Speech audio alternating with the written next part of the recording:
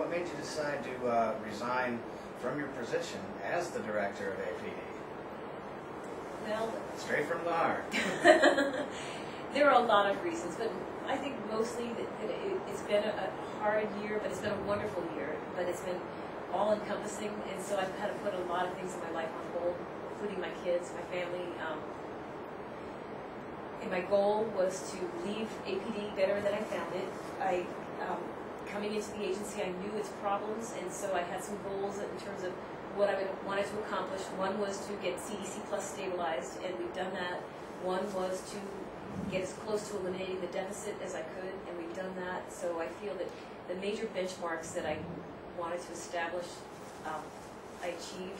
I'm a long-distance runner, so I think in terms of like goals and that sort of thing. So there were several finish lines that I had in my mind, and I feel that we've crossed them. But this is a cross-country race, so it's not over, but still a ways to go. Yeah, and I would never recommend that a person take this job with the mindset of a bureaucrat, and I would hope that the person taking the job after me would not would have passion for the people that we serve, and staying in this job too long, I think, could have the effect of wearing that down and almost creating cynicism, because for every good thing we tried to do, three people would beat us up for something else, and it was really hard to keep. I felt like a punching bag. I just had to keep bouncing back up and moving forward, and it was worth it. And I don't, I'm not bitter or angry or have any regrets, but it's just I don't ever want to lose my optimism and my belief that we really can do the right thing as a society, as an agency, and as people. And what is next for you? Will you still work to help people with disabilities in some way in the state of Florida? I would like to, and I don't know what's next. I really and truly don't. I'm going to take some time off. I have orders from my husband that I need to take some time off, and I will.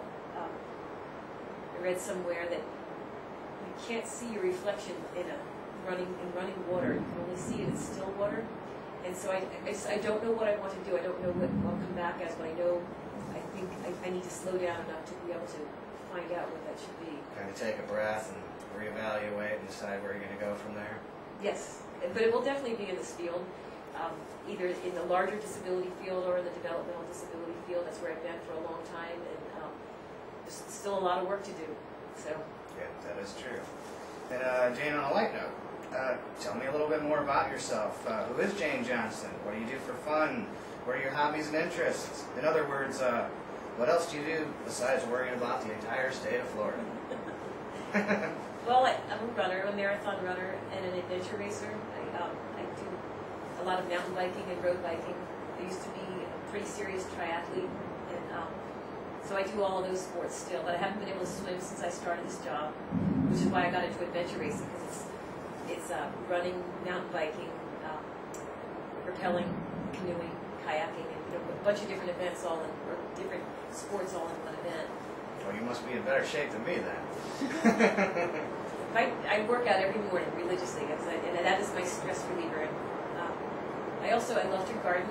I have a vegetable garden, and I've been trying to grow much of my own food as possible. It's an organic garden, and I like to sew and play the piano and travel. I haven't been able to travel since I started this job, but my husband and I have taken a lot of neat trips. We generally take trips that involve biking or canoeing or kayaking. Sounds like you haven't been able to do a lot of personal things since you took over this job. No, but I don't say that with regret or resentment. I knew that going into this, and this was well worth the sacrifice, because it's been a great experience. But I like doing a lot of things. It's probably one of my my faults, because I haven't done a good job of staying in one thing for more than about 5 years or so. And Jane, as you're leaving your position at the end of the month here, the end of May, is there any last words that you would like to say to all the people in the state of Florida that are going to see this?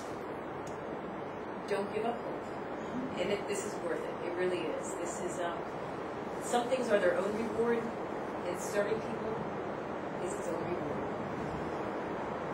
And, in closing, I personally do want to ask ask you what you think about my website. She mentioned a little bit, but of course, there's the waiverprovider.com and the sportcoordinators.com. 2 websites, a lot of information.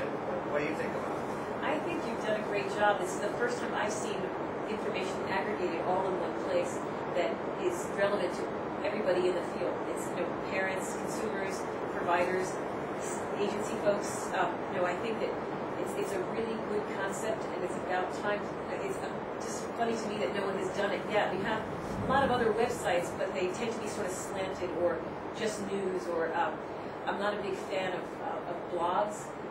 Maybe I'll become one when I'm not the target of blogs, but I have found that if I read the blogs, I can't sleep at night because some of them. But yours is much more than that. Yours really does provide information. It allows people to comment, but I think that the spirit of your websites is very positive and upbeat and unslanted, so it doesn't sort of invite people to make slanted comments, and people always will. But no, I think it's a great resource, and for families, it's really important to have a place to go to find providers, to find information about providers.